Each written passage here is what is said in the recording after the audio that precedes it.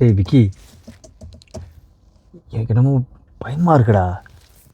யாரோட பேச்சுமே கேட்காம இருந்த சேவிங்ஸ் எல்லாத்தையுமே இந்த பிஸ்னஸில் போட்டேன். இப்போ தோத்துவோமோன்னு சொல்லிட்டு ஏதோ பயமாக இருக்கு மச்சான்.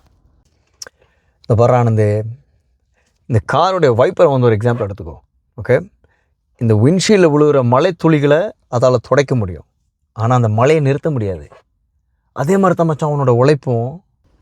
அதால் உன்னுடைய வலிகளை நிறுத்த முடியாது, ஆனால் நீ போகிற பாதையை தெளிவாக்கும். இல்லை ஒருவேளை லாஸ் ஆகிடுச்சுன்னா எப்படி மச்சான் நான் என் ஃபேமிலி மூஞ்சில் முழிப்பேன்?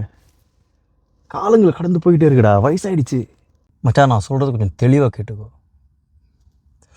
உன்னுடைய வாழ்க்கை புத்தகத்தில் நீ எழுதுகிற ஒவ்வொரு பக்கமும் ரொம்ப முக்கியம்.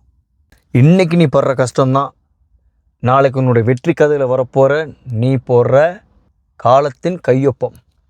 காலத்தின் கையொப்பம் அது நிஜமாலுமே தைரியத்தை கொடுக்குதாடா. தோக்கும்போது வர அந்த அனுபவம் தான்டா நம்ம ஜெயிக்கும்போது வரும் பார்த்தியா ஒரு ஒரு திமிரு, அதை கட்டுப்படுத்தும் மச்சான். திருவள்ளுவர்னா சும்மாவான எழுதி வச்சா 2000 வருஷத்துக்கு முன்னாடி, அன்றறிவாம் எண்ணாது அறம் செய்க மற்றது பொன்றின்கால் பொன்றா துணை. இதுக்கு என்ன அர்த்தம்?